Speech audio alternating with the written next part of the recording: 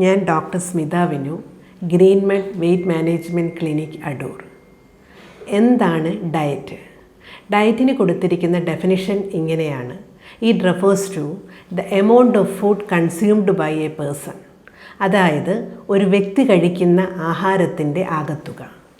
ജീവിതശൈലിയിൽ വരുത്തേണ്ട മാറ്റമാണ് ഡയറ്റ് എന്നും പറയുന്നു. അതായത് ഇവിടെ നിയന്ത്രിക്കേണ്ടത് ഭക്ഷണമല്ല, ഭക്ഷണത്തിൻ്റെ അളവാണ്.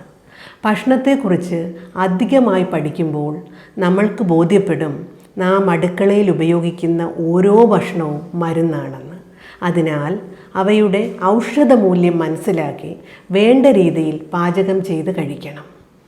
തെറ്റായ ഭക്ഷണക്രമമാണ് ഒട്ടുമിക്ക രോഗങ്ങൾക്കും കാരണമാകുന്നത്. അപ്പോൾ നിങ്ങൾ ചോദിച്ചേക്കാം, ശരിയായ ഭക്ഷണക്രമം ഏതാണെന്ന്? നമ്മുടെ ശരീരത്തിൻ്റെ ആരോഗ്യത്തിനും രോഗപ്രതിരോധ ശേഷിക്കും ആവശ്യമായ കാർബോഹൈഡ്രേറ്റ്സ് അഥവാ അന്നജം, പ്രോട്ടീൻ അഥവാ മാംസ്യം, ഫാറ്റ് അഥവാ കൊഴുപ്പ്, വൈറ്റമിൻസ്, മിനറൽസ് എന്നിവ മിതമായ തോതിൽ ഉൾപ്പെടുത്തിക്കൊണ്ടുള്ള ഒരു ആഹാരക്രമം, അതായത് മിതമായ തോതിലുള്ള സമീകൃത ആഹാരം. ഈ ഭക്ഷണക്രമമാണ് ആരോഗ്യം വീണ്ടെടുക്കുവാൻ നമ്മെ സഹായിക്കുന്നത്.